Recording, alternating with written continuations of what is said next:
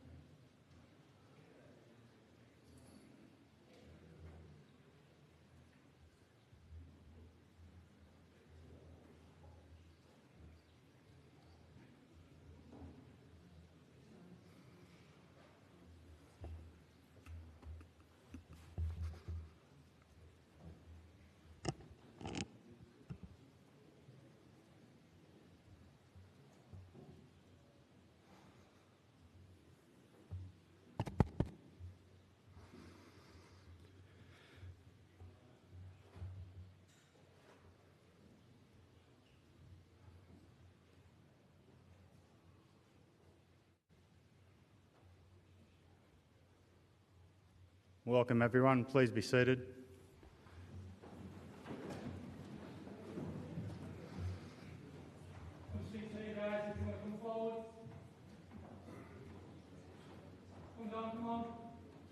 Please find a chair anywhere you can. There's chairs outside. Make yourself as comfortable as possible.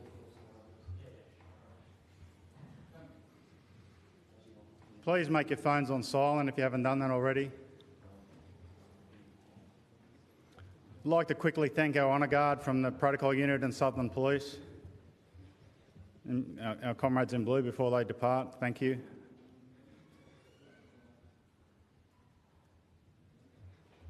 There's still more seating in the chapel. If you want to come in and find a seat up the front, that's okay. That's what they're there for. Don't leave them unoccupied. If you struggle to stand up for long periods of time, like myself, you might need a seat, so that's what they're there for. Please take a seat.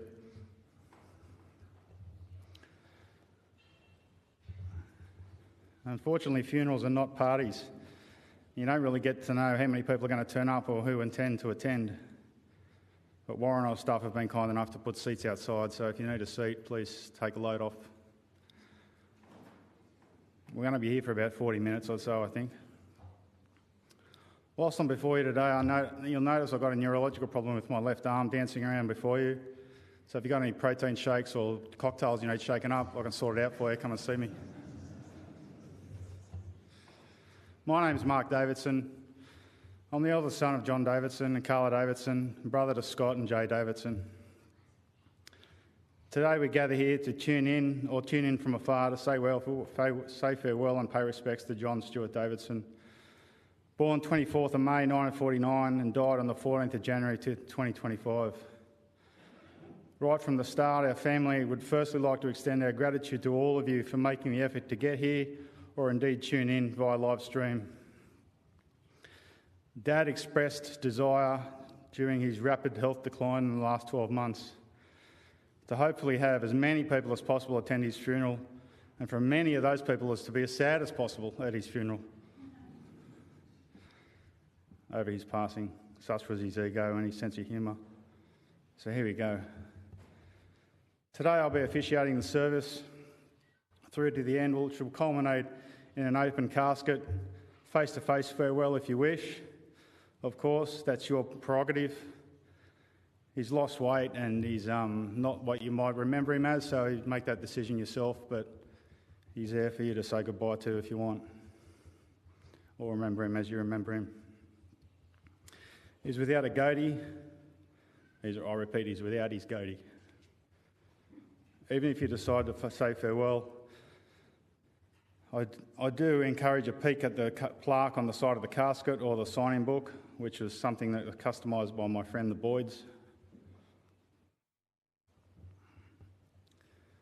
Then on to function room 3 at the old Sus Club or Club on East.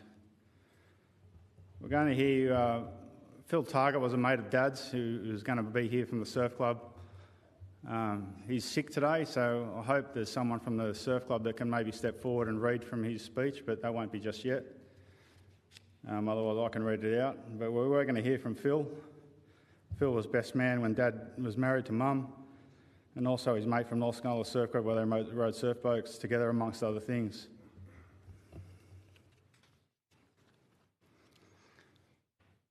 Towards the end, you hear from my youngest brother, Johnny, or Jay.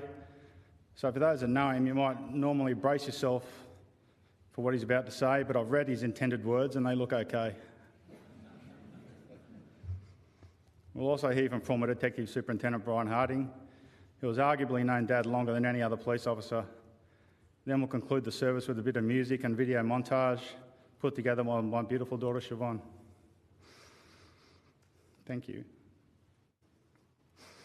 Then our piper will fire up again and hopefully play some outlawed tunes on outlawed pipes as we start to mingle and move off to the club.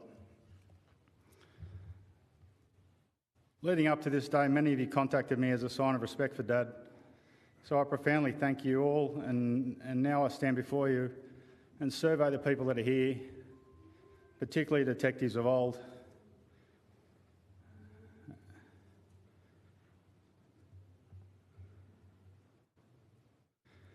And it occurs to me that I'm standing amongst some of the best police that state's ever seen. I'd like to take this moment to express gratitude to all those members past and present for their service to New South Wales and indeed the greater community. Thank you. I'd like to move on with a passage from a friend who only knew of Dad as a young cop in the city. His name is Sean. He wrote to me recently, and this is what he said.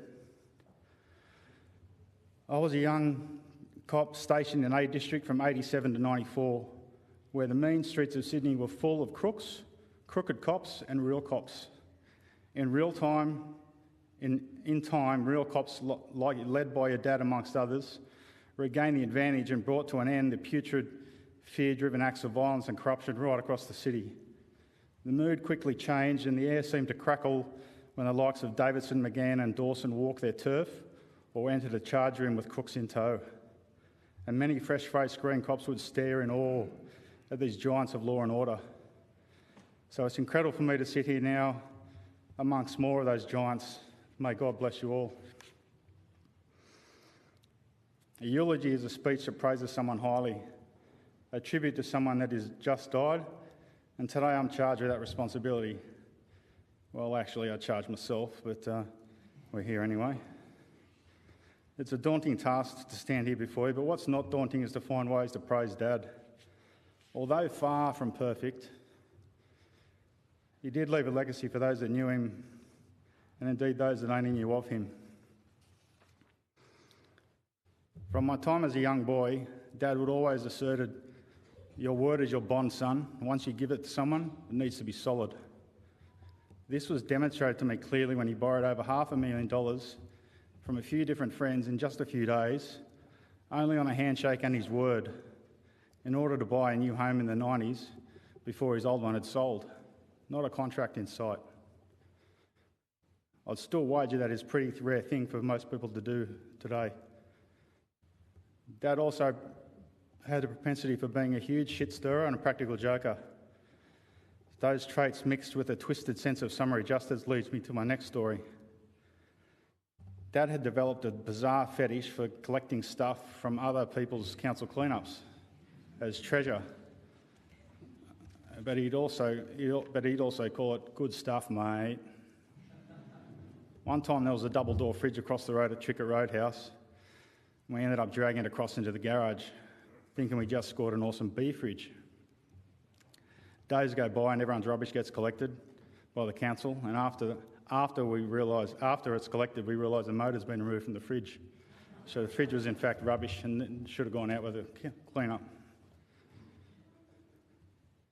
So Dad spawns another great idea, this time inspired from an old bloke who apparently used to dump car bodies out in Bait Bay, right in the middle of flathead fishing grounds, to mess up the nets of the trawlers that used to rape and pillage all the flathead grounds. He goes, "We'll take it and dump it into the middle of the flathead grounds in Bait Bay to teach the trawlers a lesson for pillaging all the fish." I bet many of you right now are probably seeing where this story's going. So we load the fridge into the boat. There's absolutely no room to sit except on top of the fridge while we navigate out to sea. It was only after we stand the fridge up and push it over the side that we realised the exterior walls are a sealed cavity, and as such it's buoyant. Now we're stuck with this huge floating mass in the ocean off Cronulla when Dad pops up with another idea. I'm handed an inadequate rusty steel pipe. "Smash a hole in it to let the water in," he says. So I start hitting the fridge with frenzied blows and end up falling in the water myself. That turns into a new directive from him. He goes, "Climb into the fridge and fill it with water," so it sinks. By this time, my brother and I, Jay, both are climbing into the fridge, and the fridge is rolling over on top of us, and we're going under the fridge, swimming out from underneath the fridge. It's just turning into comedy capers. I'm sure you could hear the Benny Hill music playing somewhere in the background. At this stage, my fury is drowned out by Dad's raucous laughter from inside the boat. It was only rage and fury and this predicament that allowed me to drag the fridge back on board, whilst nearly capsizing our boat in the process, and then eventually dumping it at the tip where it belonged. Dad was a funny bugger, but other than his family, what he loved was his little dog, Jill Russell, who's here today. But what he loved most, apart from those things, was being a cop. During the 80s, I'd happily have gone to work for free, he'd say often. Detective Inspector Davidson was a true embodiment of justice, integrity and unwavering courage. His dedication to upholding the law and protecting the innocent has left an indelible mark on those who have the privilege of knowing him. In the words of the Gospel of Matthew, chapter 5, verse 9, "Blessed are the peacemakers, for they will be called the children of God." I believe Detective Inspector Davidson exemplified this teaching in every action as a police officer.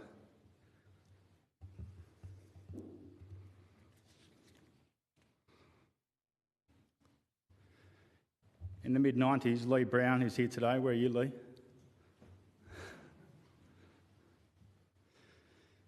He's like a nephew to Dad through Carol. Was performing student police officer duties at Cronulla Police Station. Lee made the mistake of telling Dad the stringent directives he's apparently bound by as a student police officer. Things like under no circumstances are you to wear or be seen masquerading in a uniform outside the bounds of the police station, you're not a police officer yet, etc., etc. So Dad, never one to miss an opportunity, gets the commander of Cronulla on side immediately. He waits until little old Lee is so diligently and carefully taking his uniform to the dry cleaners and then activates the master plan. The very next day, student police officer Lee is paraded before the commander and told because he's flagrantly disregarded his uniform protocols in Cronulla Mall whilst off duty that he would not be offered his employment contract. So little Lee Brown was didn't get let off the hook until he got home. Is that right, Lee?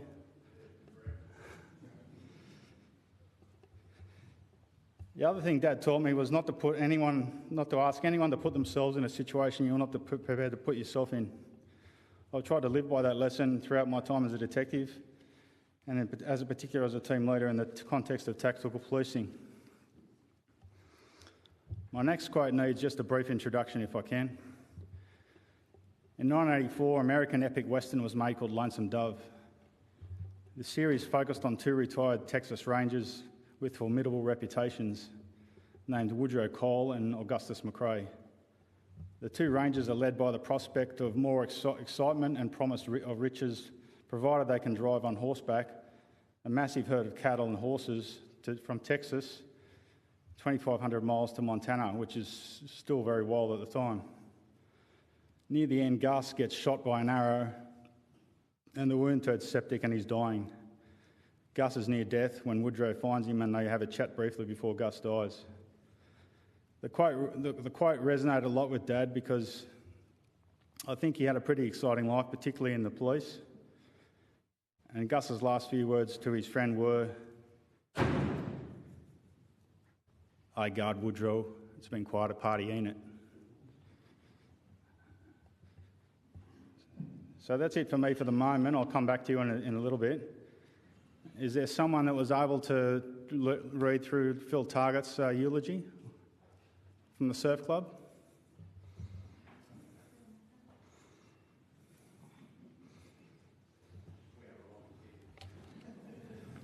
Sorry to put you on the spot. I do have it here printed out. Thank you. Let's go from there onto that page there. It's 2 pages. Bear in mind, I'm totally the opposite to Phil. I'm the shortest bloke in here. And they used to be called the Tall Timbers. Davo, my mate Davo, had 3 chapters in his book. I am Phil Targett and I fit mostly into chapter 1. Chapter 1, early days from the footy and the surf club to young married adults. Chapter 2, all red suits, guns, some bad asses and some good asses. I know very little about this chapter, and that's my case too, but maybe I'll find out more in the book or the movie sometime in the future.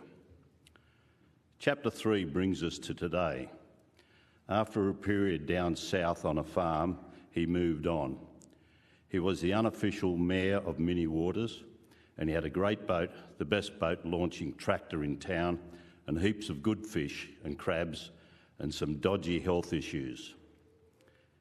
He had a number of Jack Russells, Jock, Jack and Jill, and many good friends. That was a mixed bag of great memories, but dark health problems were on the horizon. All sounds simple and scary, but only someone like Davo could do it with a lot of courage and style. Chapter 1 goes like this. Davo had to be Davo as his father was Jock and his mum was Nosy, that is Joan. Nicknames were mandatory in the surf club and Australian groups. Nosy was loving and charming. Sister Elaine and Labrador Jessie made up the rest of the family at that time. Old Jock was clever, tough and brave, and John inherited all those traits, as well as being funny, a good friend with loads of style and charm. Maybe that came from Nosy. By the way, the old house has just been knocked down to be rebuilt. We went past it the other day and said, oh, it's finally been caught up. Anyway. Don't talk about it? I didn't say that. The North Cronulla Surf Club days were training ground for life. We learnt to swim, not very well, surf, row boats, fist and pillow fights, drink, run out of Chinese restaurants, and generally get into trouble and have a bit of harmless fun. That was all right for those real big boys. Davo also had the looks and charm and worked out the girls long before the rest of us. Some of you will remember John's first car, a hand-me-down Ford Fairlane from Jock, the first personalised number plates I can remember. Obviously, Davo, D-A-V-O. As well as transport, you could sleep in it and party in it. I wonder where it is now. Water skiing with Davo and Jock on Port Hacking, Southwest Arm on the weekends was a regular event. Skill levels were average, but it was good fun. I can remember now a story where you used to go out and you had to have an observer. So they had a blow-up doll that we used to sit in there. So it was Jock and Davo going out and the blow-up doll sitting there, and they'd be flying down Yowie Bay. Oh, I've forgotten about that. As part of our training, Jock also shared his thoughts on beer drinking with us. His view and practice was to get the Northies top bar about 6 p.m, and in 1 hour he had 6 schooners and was gone. He thought standing around until the hotel closing time was a waste of time. We never learnt his skill. Obviously, last drinks with the boat crew of tomato juice and beer for health reasons was clearly not part of Jock's training program. Davo excelled in his first career choice as a trainee electrician with the Sydney County Council. He qualified and had a promising career in front of him.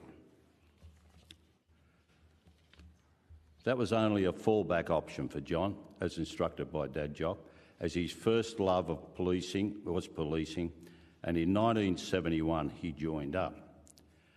Among many, I remember the funny events in the Uni of New South Wales Bacchus balls, where food and ice were commonly thrown around in Roman style. Most people settled down, but a guy on the adjacent table kept throwing ice at Carla. She told him the game was over, but he persevered. Davo then quietly went to the gents and returned with a wine bottle full of bodily fluids. He then quietly walked around behind the ice thrower and poured the bottle of contents over his head and rubbed it in a little bit. That was the end of the ice throwing. Maybe that was a sign of his talent for subtle and alternative problem solving in his future police career. Another event involved Carla, John, Wendy and me at King's Cross Corona Coffee Shop, where we all did a runner. That was Wendy's first and last runner. An Australian surf carnival at Victoria's Ocean Beach comes to mind in about 1970, when Davo and I thought that hitchhiking was the way to go. Hitchhiking was okay then, but after spending the first night half sleeping in a drainage culvert near Yass, we reviewed our poor decision-making. We made it to Ocean Grove, but that was the last of the hitchhiking. Many surf club activities and events provided opportunities for Davo to hone his sporting as well as his negotiating and resolution skills. Allegedly, I have heard the word used a lot in legal circles, late on a Saturday night, Davo and myself were charged with abusing the residents and facilities of the Cronulla Hilton, aka the Cronulla Surf Club, the bunk room. North Cronulla never had a bunk room. Some penalties were imposed. We, of course, disputed the charges. However, sometime later that matter was resolved in a suitably appropriate way by Davo. It is believed one of the Cronulla mob accidentally slipped over in the toilet urinal and was very lucky that Davo was nearby to pull him out and dust him off. Everybody kissed and made up and the matter was over. Davo was clever, funny, courageous and tough. He was different and special. He was not a saint, he was just Davo. Thank you. There you go. Good. Okay.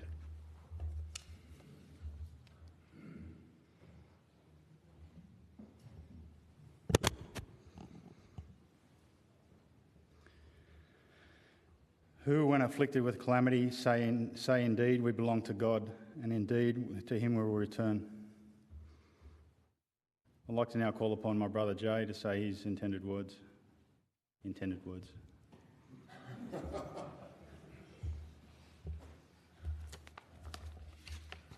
Right.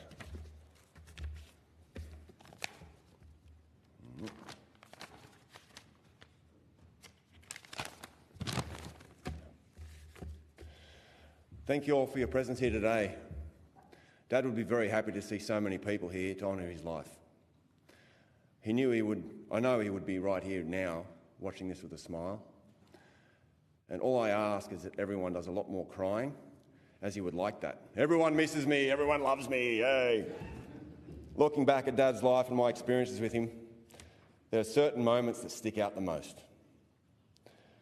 Omitting the bad ones, and recalling the good and funny, as he was a good and funny man in his core. There are so many good and funny ones I won't be able to recount them all in this brief time. However, I can recount a few. In the late 80s and through the 90s, we spent a lot of time building a farm down in Windellama from the bush in the Southern Highlands.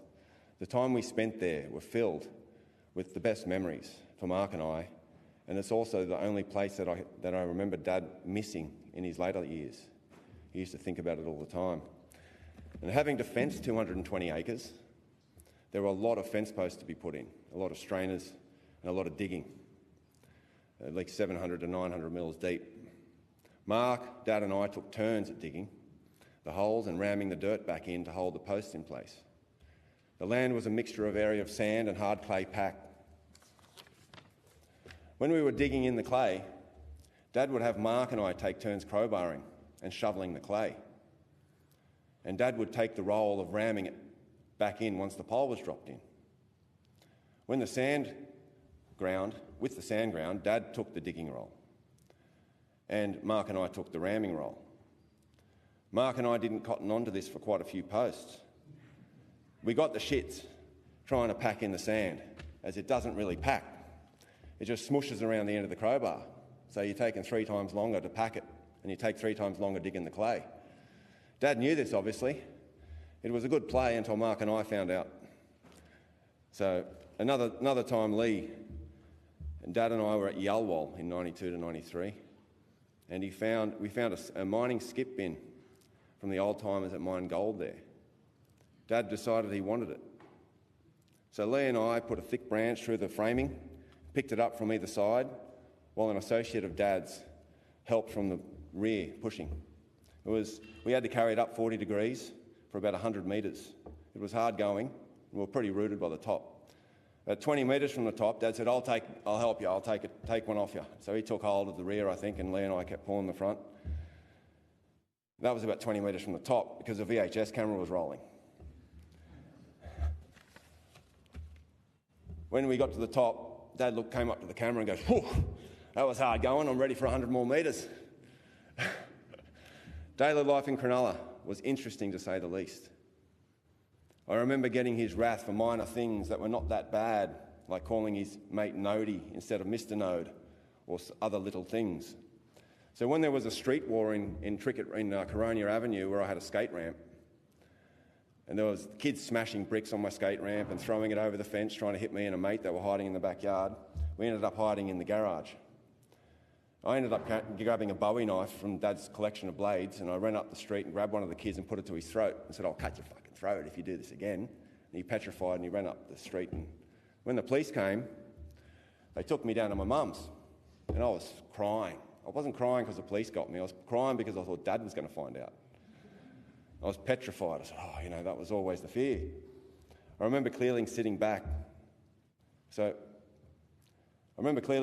in Mum's car at Nana's place at the front yard, and Mum was recounting the events to Dad of what had happened, and I was looking outside the window at him, watching his reaction. And I was very surprised to see a slight smile come on his face, and I was like, wow, what's going to happen next? So Dad was standing there in his detective suit listening, and I was sitting in the car petrified. Surprised and baffled when he came to the door, opened it up and said, are you okay? I was like, yeah. And I was like, okay. And he was like, okay, good. And he closed the door. Anyway, that was it. It took me some time to figure it out. He was proud of my mongrel and that I stood up to protect the castle. It was based on why something was done, not what was done. So many lessons Dad has taught me, and he always said, the most important thing you have in your life is your word. If you break it, you have nothing. Even if you're a millionaire, if you're broke in the gutter, if you've still got your word, you've got something. And you don't rat people out. Especially if it's affecting you, you take care of it yourself. I live by these tenets and with absolute commitment, staunch all the way. It is the way of the warrior to have a code that will not be broken. I remember Dad coming home from work half-tanked while I was up at his feeding dogs, doing the poos and taking them for walks. And this was a common occurrence, as you can remember. And you'd fall on his bed, tell you to take his boots off, and he'd ask you if you wanted to hear war stories. You would all say, what number do you want to hear? 364, 970. We'd sit there for hours listening to all these stories, and we grew up like this. We always loved the stories, and they had a massive impact on our lives. And in 93, I remember he came home into the sunroom saying how the force is over now. It's turned from a force to be reckoned with into a service. And there'll be nuns being raped in the street in broad daylight before society demands a change. And I believe he was right. He told me not to join the cops, as I was too much of a ratbag like him and I'd get sacked. And Skids once said to me, myself and the crew would have gone off a cliff for your old man. He was that much respected and loved. I spent the last 18 months of his life trying to open his mind and heart to the Spirit, and that our spirit is eternal. He believed it is a big black hole when we die. He did open up to the idea a little when he thought he was dying of cancer, and he would talk to me for hours about spirit and the netherworld. But as soon as he got the clear that it hadn't metastasised, he went back into his old paradigm.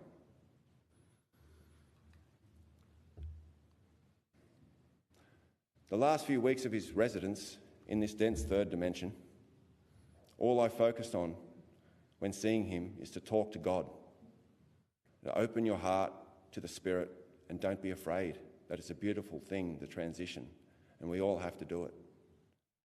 Our spirits are eternal. He was certainly larger than life. He lived it, he breathed it. A few months before Nana passed, she told me that Fafa came to her door, and she opened it. It was in a dream, and he said, not yet, darling, but soon, and then he walked off and down the stairs at 3 Holland Street. She also remembers a hand coming down through the ceiling and putting a hand on her forehead, a big hand, and she felt it, and she sat upright in bed and said, is that you, God? But she doesn't remember waking. And then I went hitchhiking up to Queensland at that time, and I was not in touch with anyone. But there's something that made me jump on a bus and just beeline straight back to Sydney. And I got back there within 2 days before Nana died. So there's spirit that talks to us, and our loved ones are there and they're watching. So Dad saw Nan a few months back, and he told me this. And I said to him, it's probably because your time's close, Dad. You've got to start talking to God. Start talking to Yeshua. And we're all connected and we're all eternal. He was raging against this idea of passing. He fought it over and over again when we thought we had lost him through last year many times, and he came back again. Seeing him 3 days before passing, I was saying again in his ear while holding his hand, putting my forehead against his,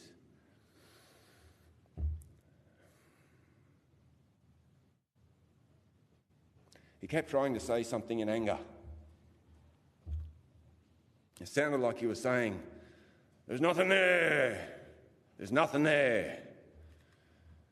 And I saw him again 30 minutes before he passed, and he was no longer responsive. But I know he could hear me. His spirit could. Right up until the end, Dad still raged against the dying of the light. I love you, Dad. So many people did. Have a beautiful transition, my father. I will see you again once soon.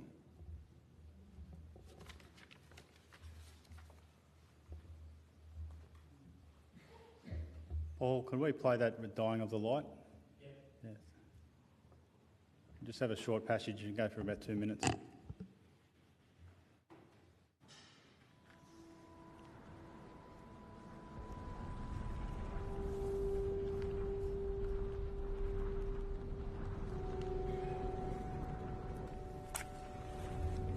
Do not go gentle into that good night. Old age should burn and rave at close of day. Rage, rage against the dying of the light. Though wise men at their end know dark is right, because their words had forked no lightning, they do not go gentle into that good night. Good men, the last wave by, crying how bright their frail deeds might have danced in a green bay. Rage, rage against the dying of the light.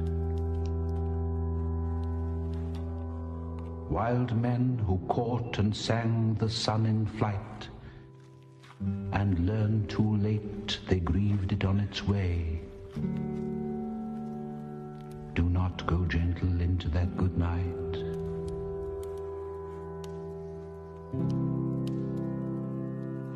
Grave men near death who see with blinding sight, blind eyes could blaze like meteors and be gay. Rage, rage against the dying of the light. And you, my father, there on the sad height, curse, bless me now with your fierce tears, I pray. Do not go gentle into that good night. Rage, rage against the dying of the light.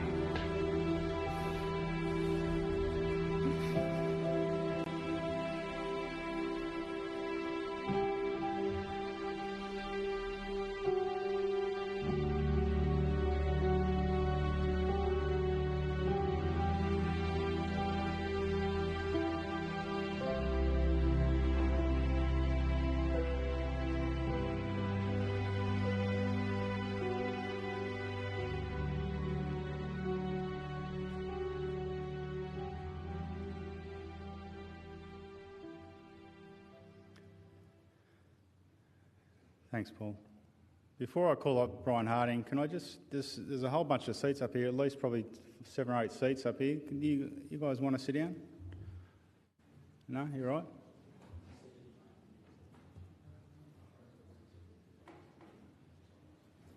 Yeah, come right at the front row, just on the right here.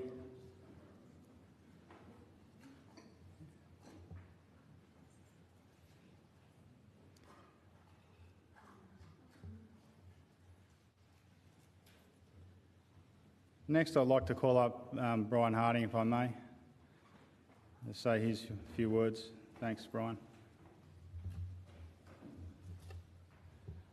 Thanks, Mark.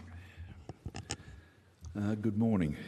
I'm a former Detective Superintendent with the New South Wales Police, and for the past 45 years, John has been one of my closest friends.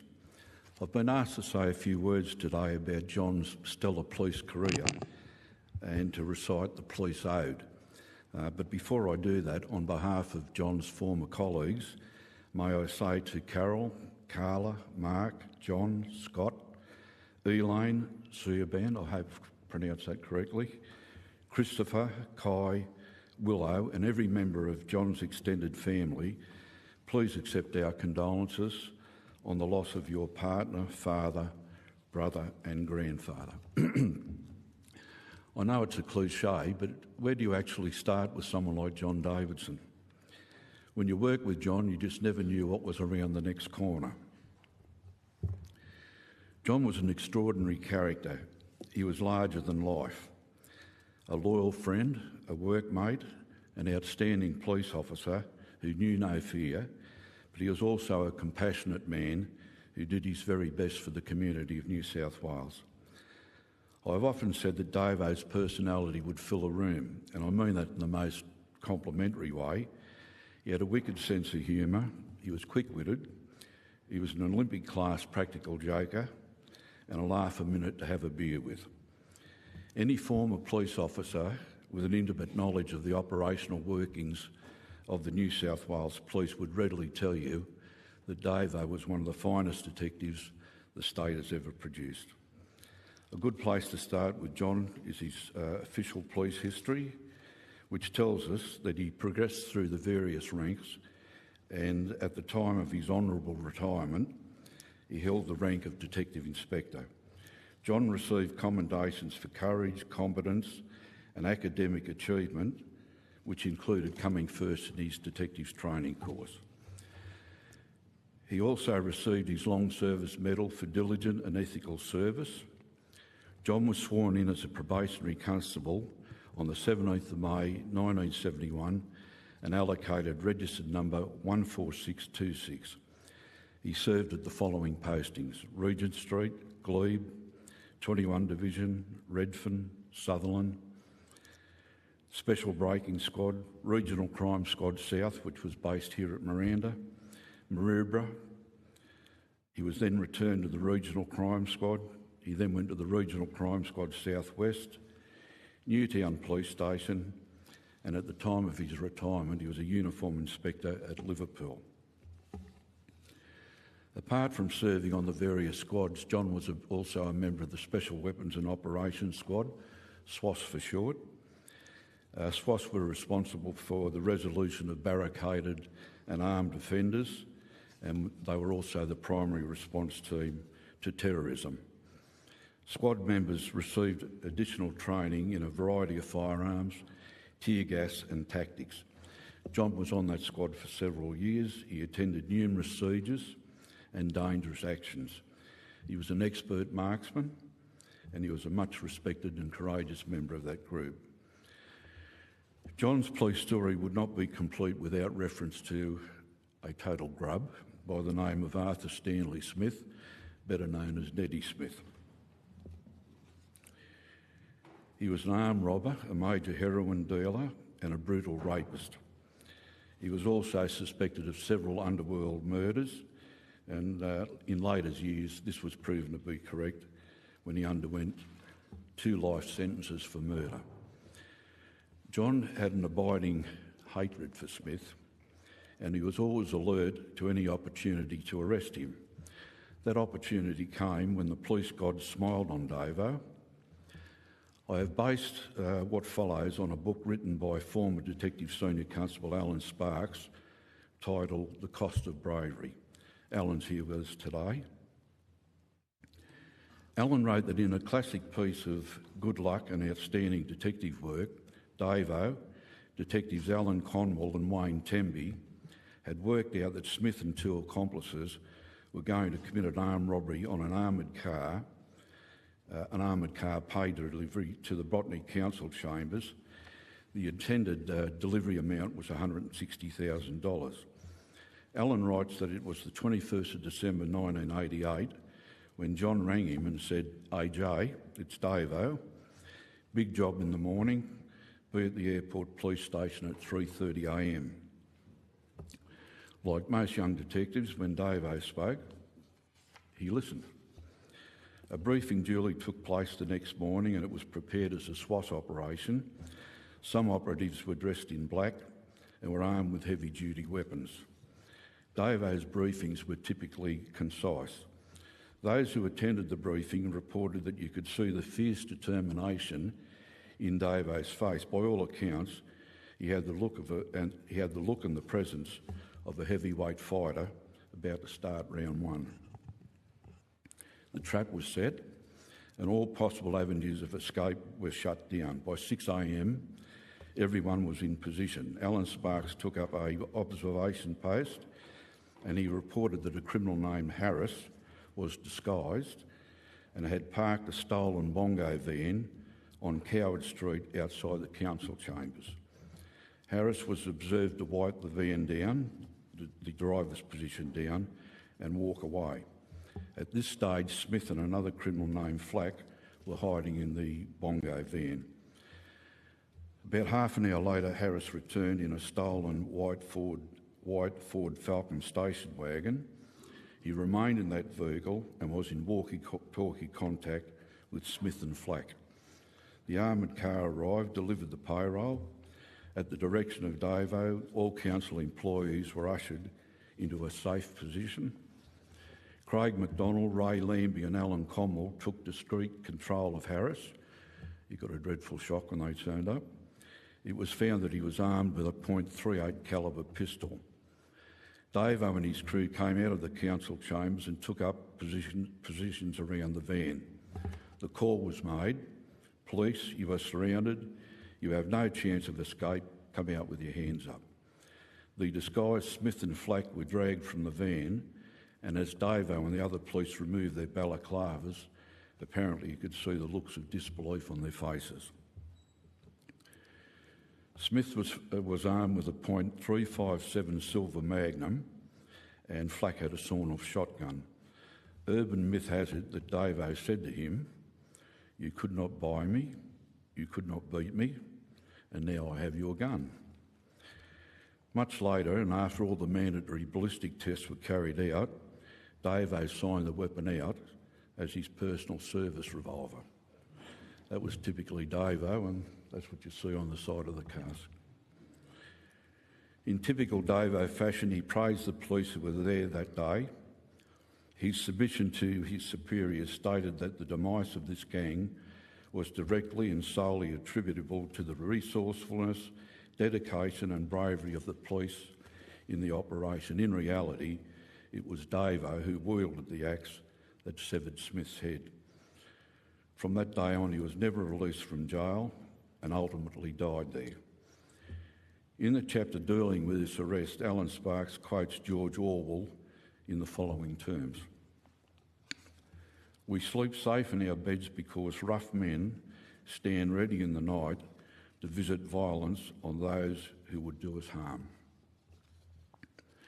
John headed up many investigations, but there was none more important than Task Force Magnum. Ray Lambie is unable to be with us today, but he placed a lengthy post on Facebook, and it was his heartfelt tribute to Davo. If you get the opportunity, I would advise you to have a read of it. I hope I've captured the main parts. Ray said that John was invariably calm and a decisive leader. He was an inspiration. In the 90s, a task force was created under the name of Magnum, and Davo was put in charge. Ray says that he was lucky enough to be part of the task force, which started from scratch with only the offences that had been committed as a starting point.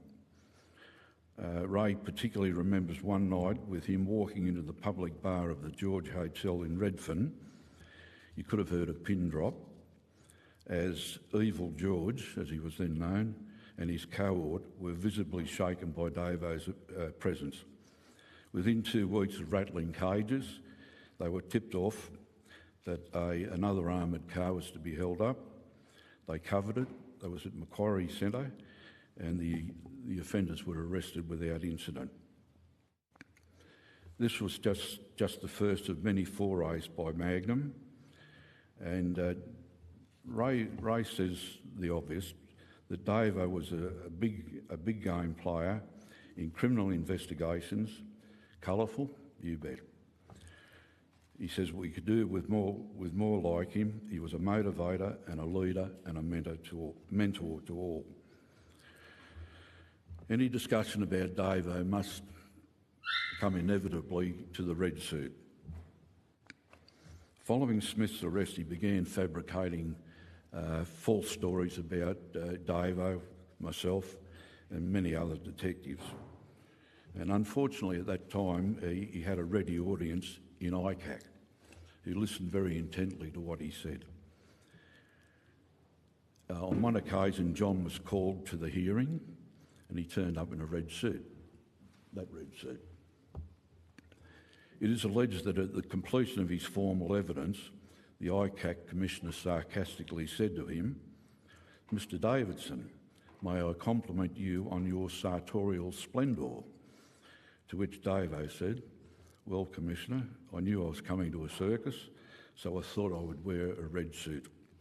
That's typical John. At this stage, John Garvey was Police Commissioner Tony Lau's Chief of Staff, and John tells the story that Tony Lau came out of his office and said, "Do you know what that mad friend of yours has done?" John did not know. Mr Lau continued and said he turned up at ICAC in a red suit. Apparently Mr Lau had a lot of trouble suppressing his laughter, and he also related that the ICAC Commissioner rang him and said, "How dare Davidson turn up at this august body wearing a red suit?" That was typically Davo. Following John's passing, I received numerous emails and text messages commenting on his qualities. There's far too many to replicate here, but they all spoke of his courage, his loyalty, his ability, his wit, his determination, and his professional relationship and friendship with Senior Corrective Services officers Ron Woodham and Wally McCaskill. I have referred to Davo's sense of humour. I'll give you a brief insight. When we worked at Miranda, he was promoted to Detective Sergeant. In those days we used to work 10 on for 4 off, which meant every Wednesday everyone was at work. The meeting started to break up and Peter Dean, who knew what was coming, said, "Don't go, just wait." It turns out that Davo went to a formal hire shop, hired a grey morning suit with tails, top hat and military-style sergeant stripes on both arms. The suit that he was wearing was of the type that royalty wear to Ascot. He walked into the office wearing his top hat and smoking a cigar about 6 inches long and said, "Good morning, my good men. Resume your seats. Your commander is now here." You could say that Davo had his own fashion sense, or put another way, a complete lack of it. On another occasion, it was the weekend, and in those days of a weekend, you'd come in mufti. On this day, John came in wearing a water buffalo skin coat, replica snake heads on both shoulders, a kangaroo skin belt, and crocodile skin shoes. The late Mick McGann said to him, "Davo, don't drive past the zoo.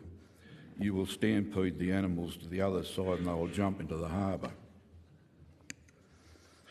There are many cliches and quotes that you could use in relation to Davo, but in a recent Anzac Day address, General Sir Peter Cosgrove was speaking of the qualities of our servicemen and women. And I think this short sentence sums up exactly what John was. The General said, "You matter. What you did matters. You are in our hearts." On occasions like this, when we honour an outstanding squad detective, I have trouble leading out the following story.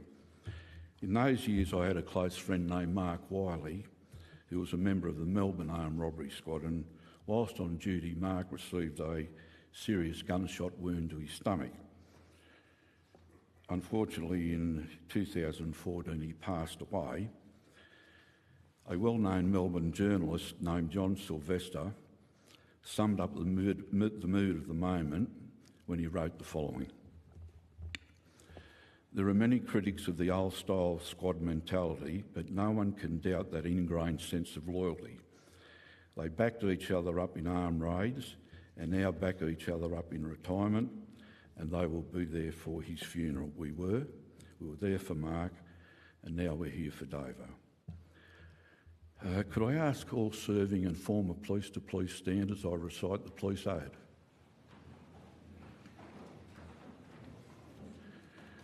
As the sun surely sets, dawn will see it arise. for service above self demands its own prize. You have fought the good fight, life's race has been run, and peace your reward for eternity begun. And we that are left shall never forget. Rest in peace, friend and colleague, for the sun has now set. We will remember, hasten the dawn. Please be seated. In every way, John Davidson was a big man. He was big in stature, big on loyalty, big on competence, and big on personal integrity. In the early stages of his illness, he said to me, "You will miss me when I'm gone." Well, he never said a truer word. Rest in peace, old mate, because you deserve to. Thank you.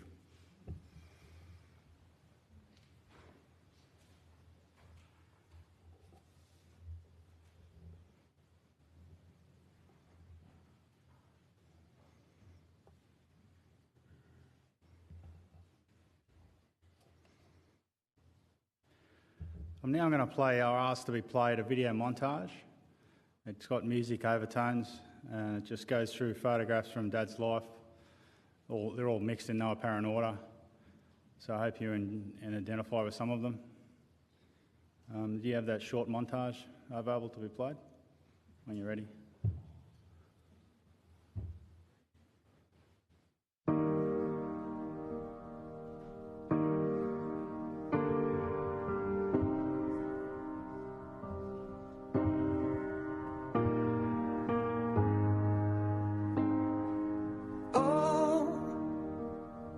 Before they turn off all the lights, I won't read you your wrongs or your rights.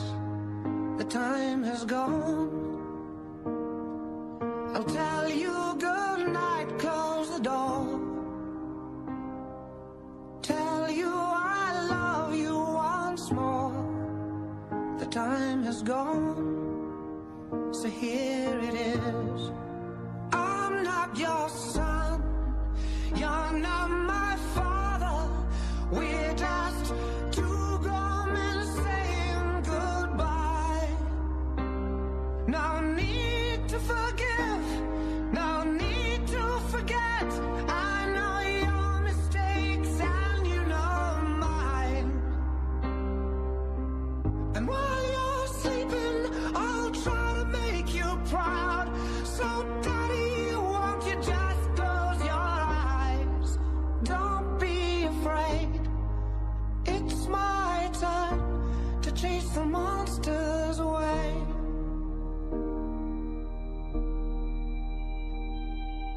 Oh, well, I'll read a story to you. Only difference is this one is true. The time has gone. I folded your clothes on the chair. I hope you sleep well, don't be scared. Time has gone, so here it is. I'm not your son, you're not my father. We're just two grown men saying goodbye. No need to forgive, no need to forget. I know your mistakes and you know mine. And while you're sleeping, I'll try to make you proud. So Daddy, won't you just close your eyes? Don't be afraid. It's my time to chase the monsters away. Sleep a lifetime, yes, and breathe the last word.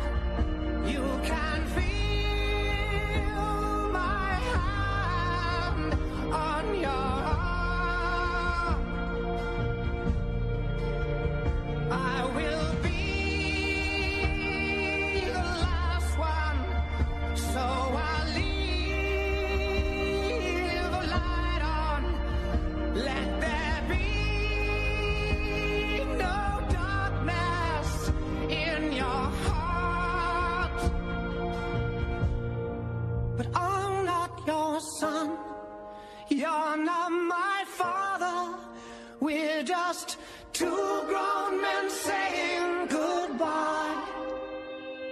No need to forgive, no need to forget. I know your mistakes and you know mine. And while you're sleeping, I'll try to make you proud. So Daddy, won't you just close your eyes? Don't be afraid. It's my turn to chase the monsters away.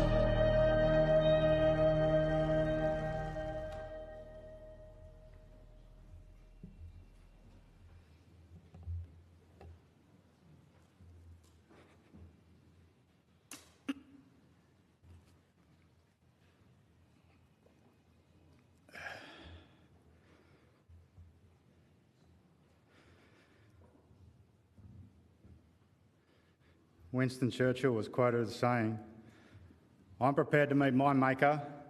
It's whether my maker is prepared for the great ordeal of meeting me." I apply this to Dad too.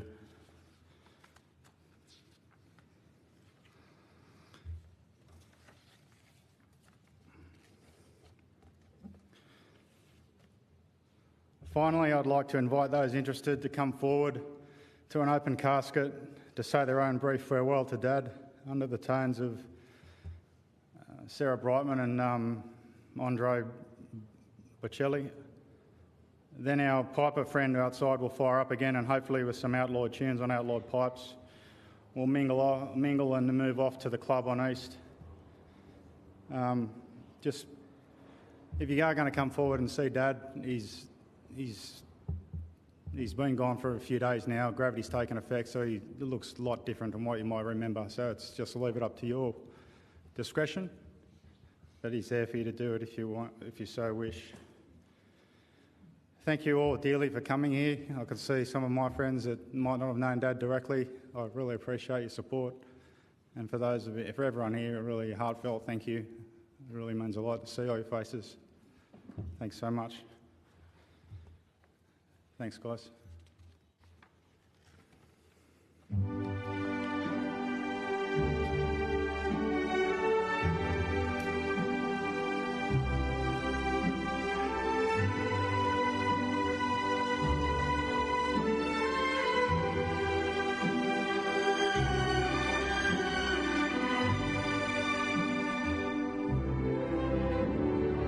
Quando sono sola sogno l'orizzonte, mancano le parole.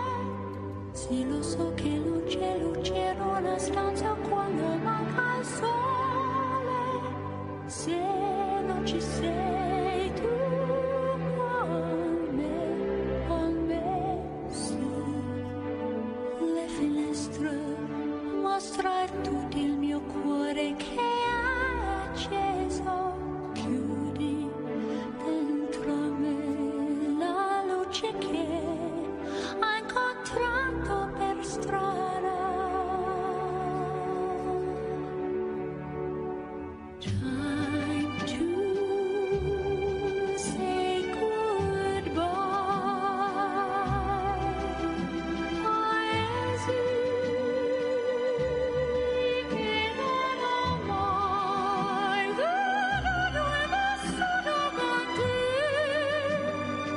Adesso sì li vivrò con te. Partirò sulla vita per mari che io lo so, non esistono più. It's time to say goodbye. Quando sei lontana sogno all'orizzonte, manca le parole. E io sì lo so che sei con me, tu mia luna, tu sei qui con me. Mio sole, tu sei qui con me.